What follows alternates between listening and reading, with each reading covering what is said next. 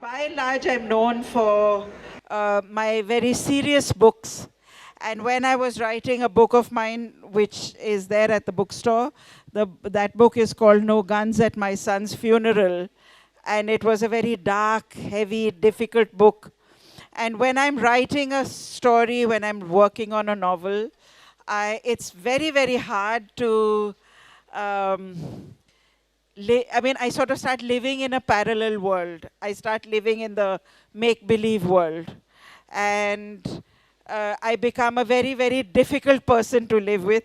My family always complains. My husband and children say, if I'm in a very bad temper, I'm in a very bad mood, or I'm very silent, I'm not saying anything. My family says, "Are you writing a novel again?" So when I say yes, then they all say, "Oh no, now it's a difficult year coming up for us." Um, so in order to, and when I was writing No Guns at my son's funeral, I was indeed really steeped deeply into that book. And I knew that I had to do something lighter, something happier, in order to pull myself out of that very dark place. So, as a writer, it's a strange thing. I often write two books at the same time, so that if I'm stuck with one, I start working on the other, and they run parallelly. And I often write like that. So I was very lucky that Wingless came to me, and I could launch into this book, which is great fun. Um, and I'm going to just do a performance storytelling from this. I wish I had two hands, but doesn't matter. One is holding the mic, so I can't count that. So this is called, it starts off, I'll read to you from the beginning first. A princess is born. When Princess Chutki was born to the king and queen of angels, there should have been much rejoicing and happiness. There should have been music, festivals, feasts, and gifts. There should have been a smile on the face of anyone who lived in the diamond and silver land where King Quicksilver and Queen Sparkling Gem ruled justly and wisely, just as any good king and queen should in any good fairy tale. But this isn't a good fairy tale. It's a fairly weird fairy tale. What does weird mean? Do you know what is weird? Weird. What does weird mean? Do you know? Weird. A fairly weird fairy tale. What does that mean? Can you guess? What is weird? Ajeeb. Little bit, what would be the Bangla word for weird? Huh? Adbhut. Adbhut story. So none of these joyful, happy things happened. No. Musical instruments were broken. Bram!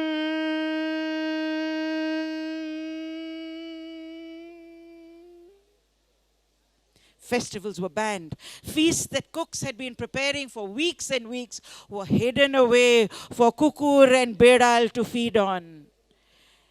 Gifts wrapped and ready for the new princess were hidden under the darkest corners for dust to settle on and spiders to spin their webs on. Everyone who came to see the new princess opened their eyes wide with horror as their jaws fell with thuds to the floor. The smiles on the faces of everyone turned to frowns or even tears. Real, salty, watery tears. Not the tiny diamonds and pearls that angels weep on the few occasions when angels actually have to cry. And those who wept hardest of all were King Quicksilver and Queen Sparkling Gem. They had so looked forward to having the perfect little baby, and she was perfect. Well, almost perfect. But she wasn't perfect enough. What was wrong with her? What was wrong with her? Can you guess? Huh? She had no wings. You are very clever. I think we better give him a clap. How did you guess that she had no wings? Because of the title of the book. Wow, that's very clever. It's called Wingless. So you could write this book yourself. So she was perfect, but she had no wings. She wasn't good enough. Some people who came to see her were speechless and hurried wordlessly away. Some could only weep and wash the floor with their tears until there was a swimming pool being created in the palace. And still others had tongues that would not stop wagging. The king and queen must have done something very bad to have had a daughter like this. The kingdom of angels is doomed. The end is in sight. We must kill this freakish princess before she kills us. She has brought hell to heaven. She must be punished. She must be killed. As the news spread like wildfire, people started to gather at the palace gates. The king and queen, very worried for their lovely little baby, picked her up and climbed up the stairs, up the highest, longest staircase, up to the highest room, up in the highest tower. And they took their baby in their arms and they locked the door.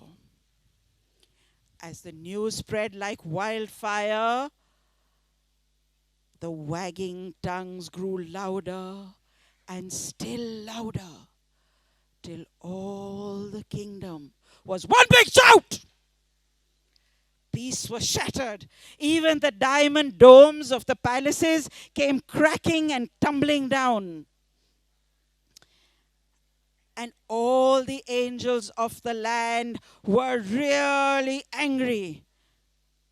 Is anger a very cool emotion or a very hot emotion? Hot. What happens to you? How many of you have ever, even once in your life, been angry? I'm sure all of you have been. This is a very peaceful nation. Nobody's picking up their hands. How many of you have been really mad angry? Really angry. So what happens when you're angry? What happens? What do you do when you're angry? You go mad. Yeah. What do you do when you're angry? Destroy everything that you can. What about you? What do you do? Do you get angry? Yeah. What do you do? Huh? Hit people. Exactly. Hit people. Anybody else? What do you do when you're angry? I want to know. With that lovely smile of yours, but when that smile goes, what do you do? What do you do? What does she do? She punches people. So it's okay, so we know it's a really hot emotion, for sure.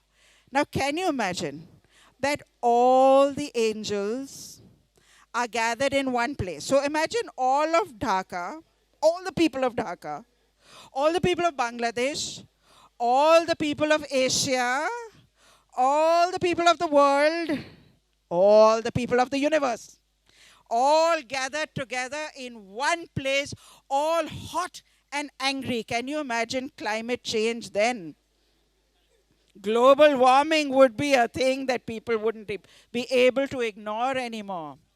Well, so all the angels, hot and angry, are standing in one place and they're all shouting. Now tell me something. I know that you're a very peaceful people, unlike us from India, not always so peaceful. But, but I want you to bring in your inner anger. I'm going to give you a chance to do something you never get to do. Let's shake this whole place up, Bangla Academy. Let the other tents where the other sessions are going on world peace and all of that, wonder what's going on in the cosmic tent. Are you willing to do that with me? Are you willing to do it? Are you willing? You have to yell with me. Okay? And what I'm going to ask you to yell is, kill her, kill her, kill her. Okay? Let the security guys outside wonder, hey, ki holo? Okay? All right? Are you going to do that? Sit up straight. Take a deep breath. It's usually children in the audience. I'm not used to telling adults to sit up straight and take a deep breath. But so I'm being very brave here. I need you to be very brave and very loud, okay? Sit up, take a deep breath, and the angels of the land shouted in one voice, kill her! Kill her! Kill her!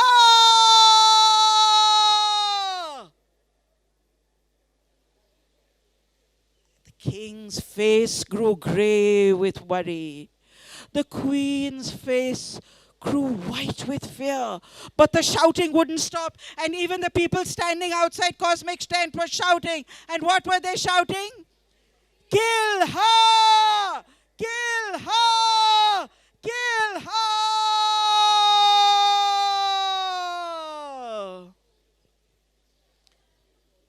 It became so hot. Now remember, anger is a hot emotion, right? And there's so many of them. So the silver streets that they were standing on melted and turned to silver streams, to silver rivers. And the angels are splashing about and swimming about and still shouting, kill her, kill her, kill her.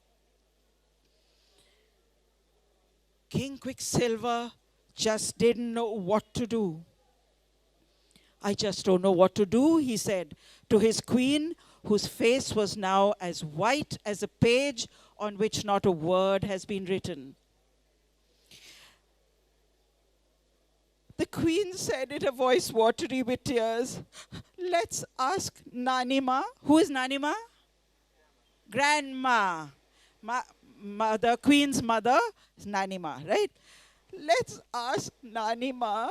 After all, she's 1,003 years old. Maybe she has seen something like this and knows what to do about it. So Nanima was called. Now, Nanima, being 1,003 years old, could not hear at all.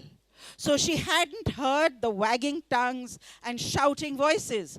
She only saw with amazement angels splashing about in silver streams. Must be some kind of new passion for fashion, she muttered. She had seen passions for fashions come and go and never liked a single one. No, not for her, these Fendi bags and Calvin Klein shoes and whatever, Versace dresses and all of that. No. She wore the fashions of 1,000 years ago, when women who were women wore sea green seaweed gowns. And these she still wore, keeping them fresh in underwater cupboards. So she now splashed through the rivers of silver and came to the palace door. She was shown to the bedroom where King Quicksilver and Queen Sparkling Gem sat sadly on either side of the baby's crib. "Ah!" she cried as she saw the baby in bed. "Oh, why, how wonderful, Quick Gem and Sparkling Silver!" She could never ever get their names right. Not even her own daughter's name she couldn't get right. So what was the queen's name? Queen Sparkling Gem. Excellent. These guys are too good. Sparkling Gem and King Quicksilver. Excellent. But she, being the mother and the mother-in-law, couldn't remember their name. So what did she say? "Why, Quick Gem and Sparkling Silver? You've had a baby! What darlings! How good of you to call me!" She rushed to the baby's bedside and she picked the baby up. "Why, how beautiful, how lovely, how perfect. What a good little baby angel. But as she lifted her up and the sheets fell off the baby, but what is this? What is the meaning of this? This little baby has no wings. What is the use of a baby angel without wings? What is the meaning of this? Her hands fluttered around like restless butterflies, sometimes coming to rest here before taking off and going to rest elsewhere. And here I'm going to show you a picture of Nanima, and just stop for a second to tell you that they're illustrated by one of India's best illustrators called Atanu Roy. So here's Nanima dropping the baby back to bed. Isn't she lovely? She nice? Anyone has a grandma who looks like that? You do. Your grandma looks like this. Wow. You don't love her a lot? Oh, you do. You love her. Although she looks like this. Excellent. I'm very proud of you. Okay, so what is the meaning of this sparking gent? Actually, we wanted to ask you the meaning of this, said the Queen in a voice that would be rude to anyone but the hard of hearing. But the 1,003-year-old Nanima would not and could not hear. Why, quick slipper and sprinkling gent, she said in a shaky voice, I say that you are doomed. Then in a voice now edged with black lace, as is only proper when speaking of bad things, she continued, why, quick slipper and cackling hen, no one has dared to do what you have done. Only sorrow and tears will follow you now. Sorrow and tears.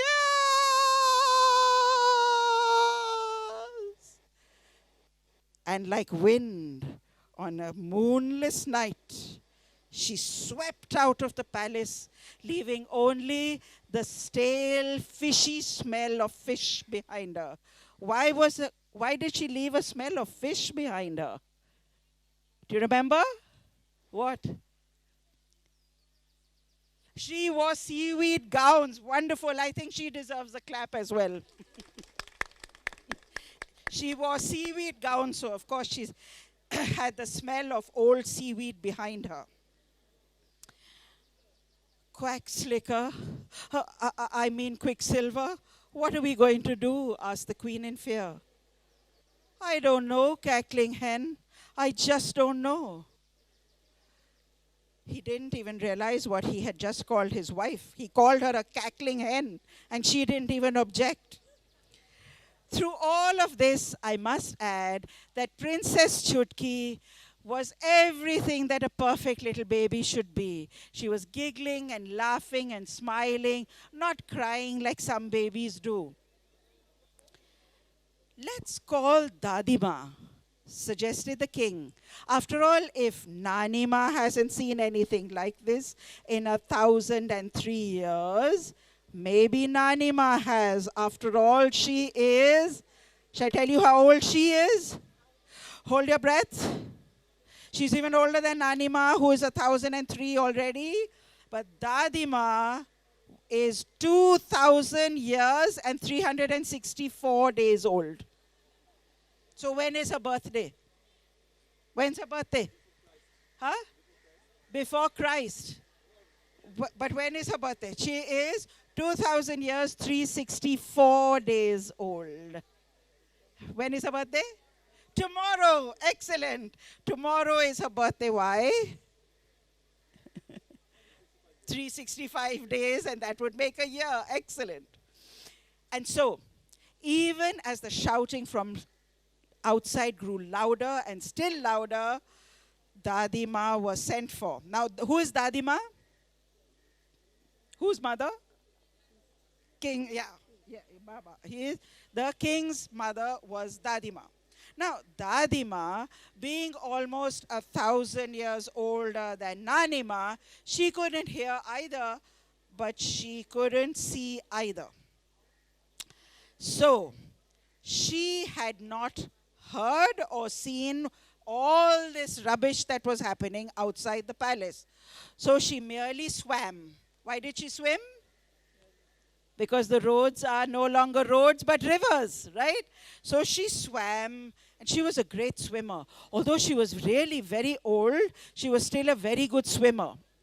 And so she's swimming away through the river, and her long hair flowed like snakes all around her.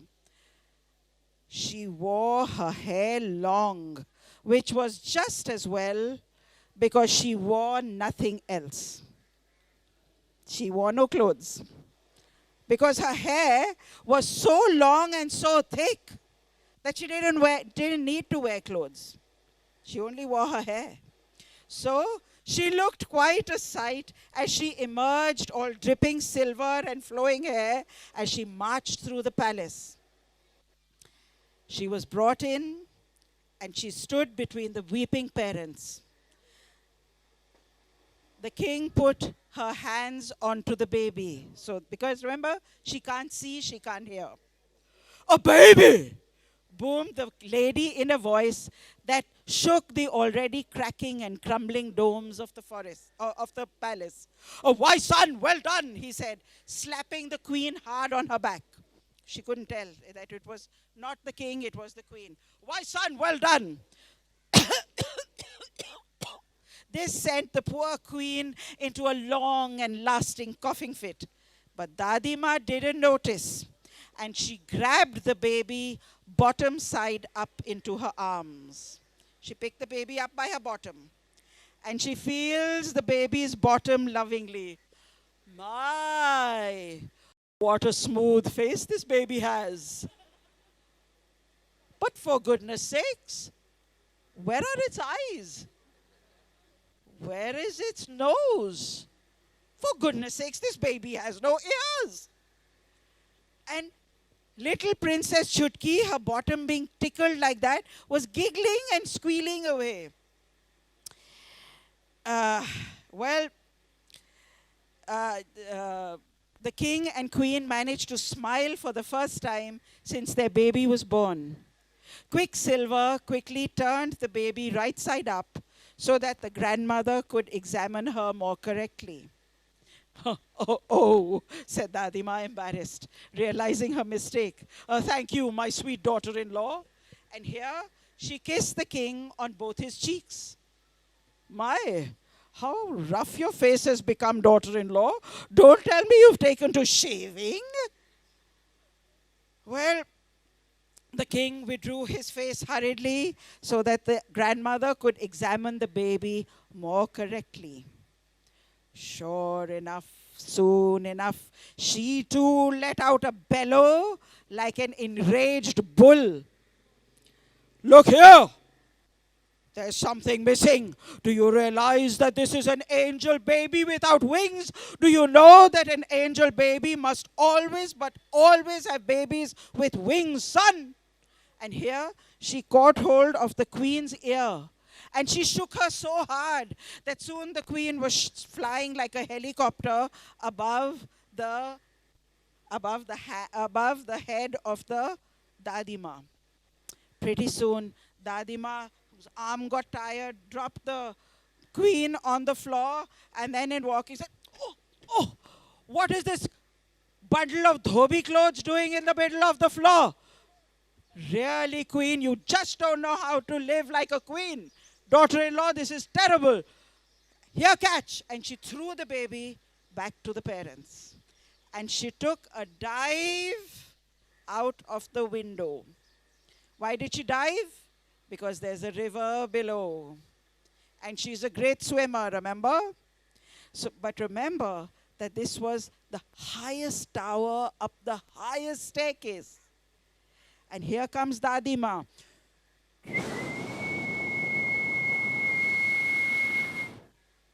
Unfortunately, now you know when you've done a lot of swimming, you get very hungry. So all the angels who had been swimming and shouting since the morning, they decided, let's go back, Let's have dinner and then we'll come back and kill the baby. So they had all gone away home and taken their hot anger with them. And what happened? That the river turned back into a road. And here comes Dadima.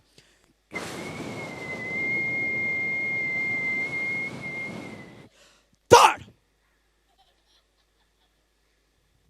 Fortunately, her long, thick hair, remember? She had very long, thick hair. So it became like a mattress. So when she fell right from that very high tower, which she fell on her hair. So the hair broke her fall instead of her bones. But unfortunately, remember, she was very old, 2000 years and 364 days old. So when she fell from that very high height, with such a big thud onto the road, all her hair fell out. And you remember she wore no clothes. Fortunately, all the angels who had gone home to have their dinner got very sleepy, and they thought, fine, we'll now go to sleep and we'll kill the princess tomorrow morning. So no one saw Nangu Pangu Dadima as she dusted the silver dust off her and marched off muttering, really, what is heaven coming to? Angels without wings, queens who shave their faces, dhobi clothes in the middle of palaces, babies without wings. What's next? What's next? Well, what's next is what you are going to have to read in the book. Thank you.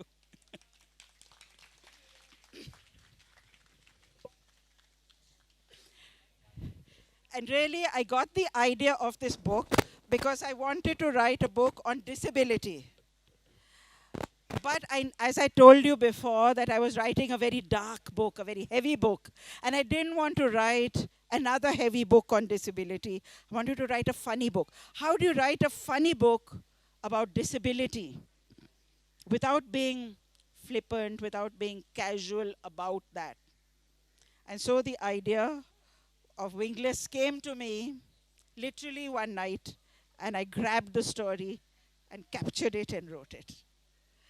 Any questions? Any questions that you would like to ask, that you want to know about the process of writing? Any of you want to be writers or are writers? Or about this story, except what happens at the end. I'm not going to tell you what happens. There are a few copies, not very many, but there are a few copies in the bookstore, and there are some other books as well. If not, then I can tell you another little story from school stories. Any questions? Okay. So then, oh, there is a question. We come here later. So can you please tell me what will find in this book? Summarize or sort of things. um, it's a book which is very beautifully illustrated, and it's about, you see, the idea is that somebody as good as angels, who should include everyone, right? Angels should not be people who are discriminating, oh, I hate this person, or I don't like these people, or I don't like people who do that, right? Angels should be able to love everyone. But here's a group of angels who rejects one of their own because the princess is born without wings. Angels are supposed to have wings. The baby is born without them. So let's kill her. And that's what the story is about, what happens then. Yeah. After all, if angels don't have wings, then who are they? Human beings, right? So we're all angels. It's that you can't see our wings. Yeah. We are angels. Or at least we have the capability of being angels. Sometimes we choose to be them and sometimes we choose not to be them. Okay. So anything else? Any other question? Okay. So I'm going to tell you a story from school stories. It's a little story. 1 minute, if I can find it. I didn't mark it because I wasn't sure I was going to read it. Yeah. It's called New Blue. And I really love coming to new places. This is my first time in Bangladesh. And as a child, I moved to many different schools at the same, like I wasn't in any school for more than 3 years. So this is the story of what happened to me. It's autobiographical. It's a story of me when I went to Malaysia to join school. And it's called New Blue. New uniform, turquoise blue pinafore with white shirt. New bag, new strange books with histories and geographies that were totally new. I knew nothing about. New school, named the Convent of Bukit Nanas, which meant the convent on the hill of pineapples, which I liked. Uh, and big black gates, which clanged shut, shutting my parents out and me in. That, whenever I used to start anything, whenever there was something new going to happen, I would put oil in my hair and wash it out. It was like a ritual for me. Except that morning, water ran out and I couldn't wash the oil completely out of my hair. And the tailor who was to make my uniform came very late at night, and I could only try on the uniform when it was time to leave for school, and it was too big for me. So it was hanging, and I had oily hair, and I was certainly not looking my best. Anyway, so I got to the school, and the principal of the school, who was a Malaysian Chinese, she took me to my class. So I'm standing there oily and in very large clothes. And I was very, very thin at that time, believe it or not. Now you can't believe, but there was a time. And so I'm standing there in front of the class, and the Malaysian Chinese principal of the school says, this is the new girl from the class, for your class. She is from India, and her name is, my name was Parvati Chopra. She could not say Parvati. So instead she says, this is the new girl from India, and her name is Poverty from India. And I looked the part. I was thin, oily, very unsmart, standing in my boots, and Poverty from India. And the whole class laughed just as you did. And they all wondered, why did her parents do this to her? Why did they name her Poverty from India? So, well, there I was. I sympathized with everybody who laughed. But, well, okay, that was embarrassment number 3 now, because my hair is oily, my uniform's too big, and now I am Poverty from India. So anyway, the class was starting, and I was feeling so traumatized by all that had happened this morning. I'm sitting there, and this very sweet girl, I still remember her very well, called Annette Sivapragasam, she was Sri Lankan, sitting next to me, and to be kind and to be friendly as a gesture of friendship, she gave me something to eat, and as soon as she gave it, the teacher walked into class. So I quickly stuck it on the side of my tongue. And it turned out to be, I don't know whether she was trying to be friendly or what. It was a piece of dried ginger rolled in chilies. So now I have this piece stuck on the side of my mouth. I can't spit it out because it's the first gesture of friendship. I can't swallow it. I can't keep it there. So my eyes are weeping. There are big tears rolling down, and some student stands up and says, "Ma'am, this is the new girl, Poverty from India." And the teacher looks at me and I'm weeping. So it was a terrible start. And of course, now I'm the butt of everybody's jokes. And everybody, I'm the favorite person to rag, right? Um, so anyway, Weeping Poverty from India tried to get hold of some facts and figures that were being flung. I couldn't do it. Anyway, so later I'm trying to put this all behind me. And there was a games period coming up. And 2 or 3 friends, including Annette, said, Poverty, you need to go off and get your games uniform. So I said, oh, where do I get the games uniform? They said, Jillian Chu, another student, a senior student. Jillian Chu is games captain. She gives the uniforms. So you better go and ask her. So I said, okay, I'll go. They said, oh, but you know, she only speaks Malay. So you'll have to ask her in Malay. I said, but I don't know any Malay. So of course, Poverty from India doesn't know Malay. And so they said, don't worry, it's very simple, a simple sentence. We'll teach it to you. You just need to go and say that sentence, okay? What's the sentence? So they tell me, saya mau kawin abang awak. Anybody speaks Malay here? You do. So, you know. So I say, well, I don't know how to say that. I say it slowly. Saya, mau. You should also learn it because you may need to ask for the same thing, right? Saya, mau, kawin, abang, awak. Yeah. So fine, I learn it. Saya mau kawin abang awak. Saya mau kawin abang awak. Saya mau kawin abang awak. Saya mau kawin abang awak. And I go to where Jillian Chu is sitting and I say, Jillian, excuse me, saya mau kawin abang awak. She looks at me. And she walks off. They say, well, that's rude. So I run after her and say, excuse me, Jillian, saya mau kawin abang awak. So and she goes off again, and I'm running after her saying, Jillian, saya mau kawin abang awak. Jillian, saya mau kawin abang awak. She turns around, she says, what's your name? And I say, Poverty. I've forgotten my name by this time. She said, where are you from? I said, I'm Poverty from India. So she says, what?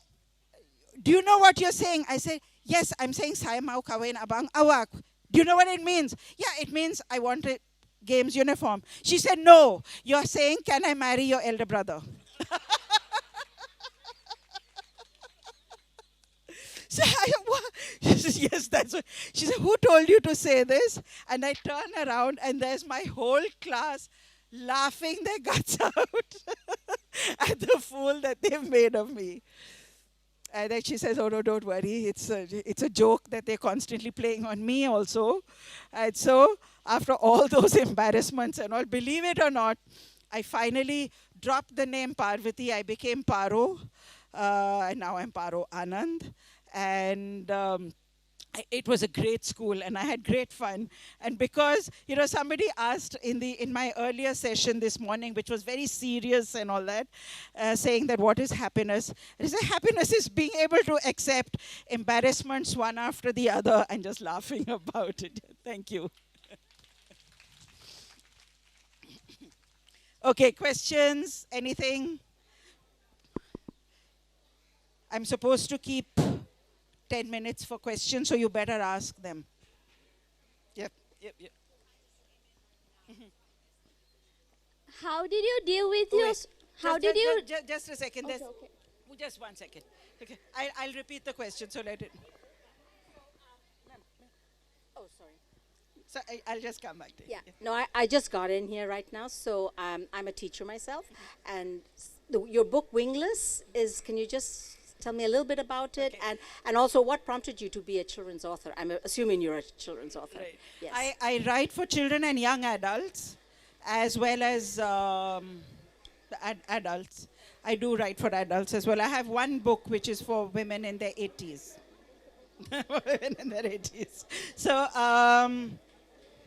what about Wingless is basically about people who you think would be good, angels, and inclusive, maybe are not always. And that was prompted because I found with children who felt that they were not in any way discriminatory, were actually leading very discriminatory lives. This is something which concerns me a lot. So I wrote Wingless from that point of view, but it's a really fun and funny book. I just done a performance of it a little while ago. What prompted me to become a children's writer, I actually really wanted to have a very adventurous life. I wanted to do something with animals, especially with crocodiles. I wanted to do something with crocodiles, believe it or not. But nobody would give me a job because I hadn't got a science background, and I could not have got a science background because I was no good at it. I wasn't very good at my studies, but I wanted to do something with animals, but I couldn't get anything. So then I took an acting course and became an actor. And then from there, I found that the stories that were being done in schools as plays were not the stories that the kids were connecting with, nor the stories that I wanted to do. I wanted to do something that was contemporary and something in the way that children were talking. But they were either mythological stories or they were Western stories. And so I said, I'll write my own, and that's how I sort of fell into writing. I also read a lot, so, and I found that through writing actually now, writing has taken me on a lot of adventures. I write a lot about Kashmir, about the impact of terrorist violence on young people. And so I actually had to go and meet a terrorist up in his hideout. So I've been on some incredible adventures. I swam with dolphins for the writing of another book which is coming next year. Writing has taken me on adventures. Yes, now you had a question. I have two questions. One is, how did you deal with the embarrassments on your first day at school? I mean, if that happened with me, I would have never gone to that school again. And another question is, in Wingless, did the king and queen try to accept their daughter the way she is, or did they want her to? I'm not asking for the ending. Yeah. I mean, what they wanted, or did they want her to be normal like other angels with wings? Yeah. You know, it's really about disability, isn't it? Suppose I have a child who is born blind. I wouldn't want to have a blind child. Nobody would ask for that. But if you had a blind child, you would accept her. She would still be your child. And you would do everything you could to make her life better and make her as accepted in a wider world. So, so the point is that we really need to be more open about what we feel is acceptable or not acceptable, because we have such a narrow thinking sometimes. We need to broaden that. And the first question was? Huh? Embarrassment. Well, as I said, you know, I really enjoy present moment, always. I love the moment that I'm in now. And I embrace it. And I accept it. So I know, there have been times, and that's not the only time, where once I was cheating in an exam, and I got caught by my teacher. And I really liked that teacher. So it was terrible for me that she had caught me cheating. But even that, I got over it, and I became one of her favorite students. So I think it's to just embrace every moment is how I get over lots of embarrassments. Yeah, they became my great friends. I'm still friends with them even now. And I even met Gillian Chu's brother. And I told him that I wanted to marry you before I even met you. So he was very good looking, by the way. When it turned out, I thought, okay, not a bad first sentence to learn.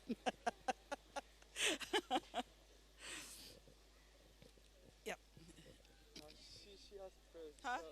I was in standard 10, 11, sort of that. It was a good proposal. Yes. Yeah, there's there and then there's Okay. one question. Thank you. Actually, I couldn't resist myself to praise you, ma'am. Like, you are the real magician. The way you narrated the whole story was like amazing. I couldn't take my eyes out of you. Like, it was really amazing. So, can you give me advice? Like, how can we be a good writer? Like, we, the teenagers, or we are university students. Yeah. Can you give us some advice? That will be really. On how Thank to be you. a writer or a storyteller? Both. Both. Both. I need both. Thank you. And teacher, yeah. Well, I'll tell you, to be a good writer, it's like singing. You can't get up on a stage and start singing, right? You have to practice it. This is your instrument, and you have to work it every day. You have to practice every day. So I write for 2 hours every day, every single day. This is very important.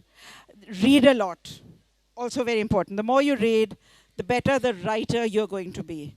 Because, and then when you are in the process of writing, actually know the character very, very well.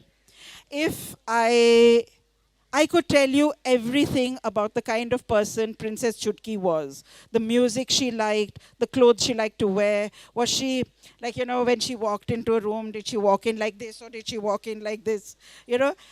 Know your character like they are a real person. If you see that person, if you feel that person like a real person, then your readers or your audience will also do the same. I was writing this book, No Guns, at my son's funeral, and I knew when I had the title that the main character will die. It took me some years to write that book. And Aftab, the 12-year-old boy, was like my son. And I knew the time was coming for me to kill him, and I was doing everything else because I couldn't face that moment. But eventually, I had to face it. And one afternoon, I was at my mother's house. She was sleeping in the afternoon, and I was sitting outside, and I wrote the ending where he dies, where Aftab dies. And I was weeping.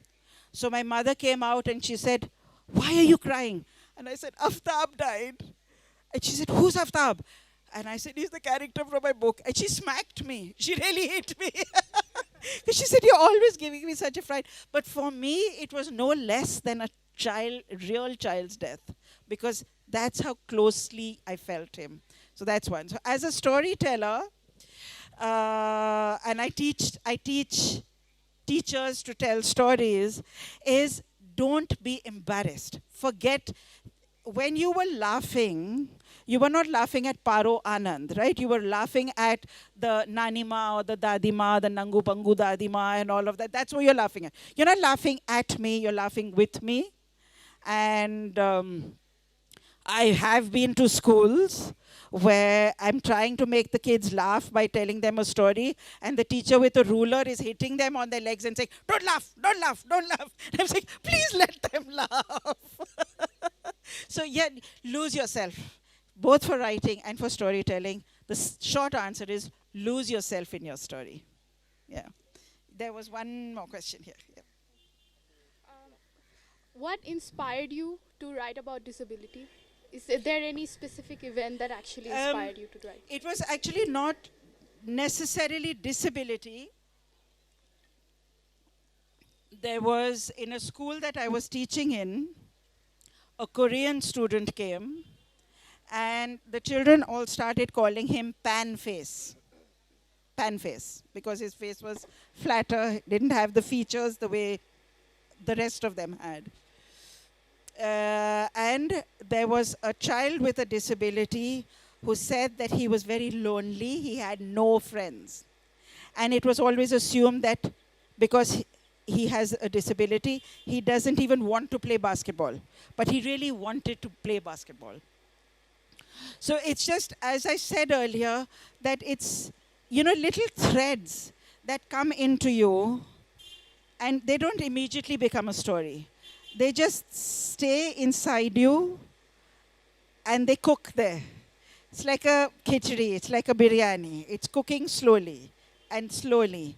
And then suddenly the recipe comes together and those threads come together and it becomes a story. It doesn't happen, it happens slowly. So you have to be aware, your antenna has to be up for a story, grab it, keep it, and use it when the time is right. Yep. Yeah.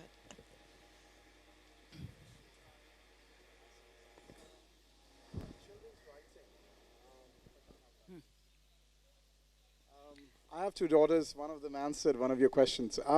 My point was that, we are looking at cartoons when they're growing up, and we're looking at fictions, and there's a certain way you actually write the fictions which appeal to children, and they, as they grow up.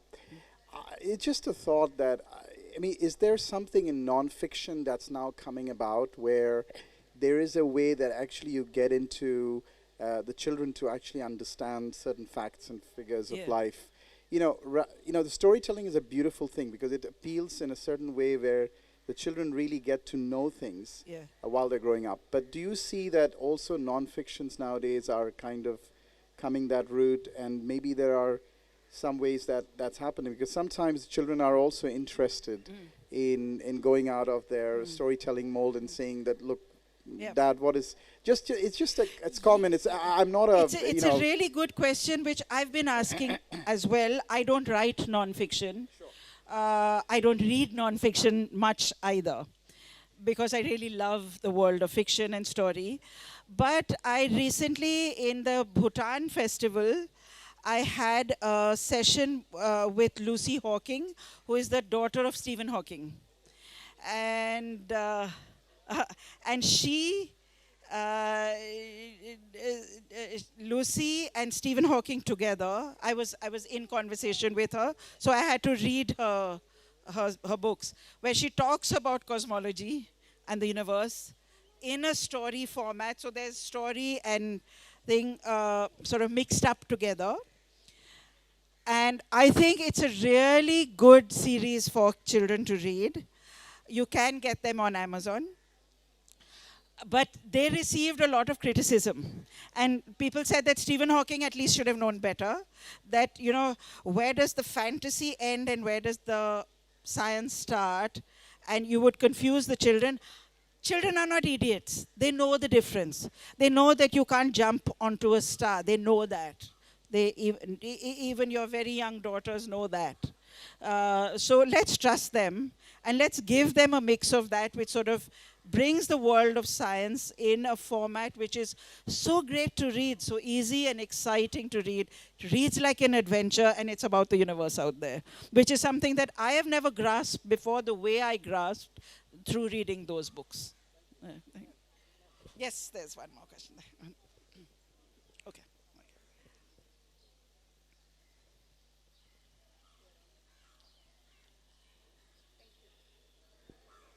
Hi, Paro. Nice to find you here in Dhaka. I have a question regarding, I've been teaching in 4 countries around the world, and Dhaka is my 4th now, and especially the late teens or 16 plus. So a lot of them are now into creative writing. They really want to, but the school curriculum somehow doesn't allow them to have that or practice that creativity. What additional, tools could we add on to just within the cramped syllabus that we have? I mean, I'm talking about, of course, the edXL O-levels, which they follow here in international schools. So what could we do that extra bit as facilitators or teachers, if you want to put it, to give them that little spark that they desire? A couple of 2 or 3 things, because I do work in schools. So, and of course, in India we have similar challenges as well. And I grew up in India. I'm from there, by the way, so I can connect to a lot of things that you're talking about. So, one of the things that we did was, often there are clubs in schools. Yes. So some schools have started a literary club, and I mentor them, and I also do an online mentoring of the literary clubs in some schools. So to get an author who maybe is an author in residence, although it's not a residential school, so we can have an author who sits there in the library, writes a book, so and children just come and interact. So that's one thing which does, children find their 10, 15 minutes and go. You don't have to have a slot for it. But you can have a literary club as one of the things that the clubs do. And those who are interested be part of it. Outside the library, we created something called poetries, which are a tree which is made of cardboard or clay in some of them, or just a wire frame. And it's called the poetry, and you can put up your poems or poems that you really liked. That you've read, that you liked, copy it down, hang it, and there are, in the librarian has these leaf-shaped pages, and you write down your poem on that and hang it on the poetry. Yeah. So that was something which actually created a huge response. And then we actually had a poetry festival in a school where poetry never figured at all. Yeah, that's You a know, tragedy. Yeah. Also, what, let's say if a language teacher, either Bangla or English or whatever, if there is a lesson that has been, you have planned that this chapter, let's say, will run for 4 lessons over this month, try and squeeze it in to 3.5 lessons and give half a lesson for creative writing. Even that works. They just get into the habit of expressing themselves creatively, and then do not check those. Don't correct spellings. Don't put red marks all over that creative writing. Let it be creative. Let them have. When I published my first book and I got an award for it, there was this old fuddy-duddy editor who had rejected the book, and he presented me a gift for having got this award, which was an award that he's never got. He gave me a gift called How to Read and Write English. Well, I got the award and he didn't. So I misspell words. I use Hindi words. I use Kashmiri words if that's the place that I'm writing in, and feel really free with it. So give them even half a lesson once a month, and that is going to fire the creativity. Okay, thank you very much. Few things. Yep. I think we are out of time. Okay, one last question. Can we have? I don't know. You're the boss. Thank you, madam. I have enjoyed your writings, Like Smoke Thank you. and Wingless, Thank you. though not completely. And also I enjoyed your performance.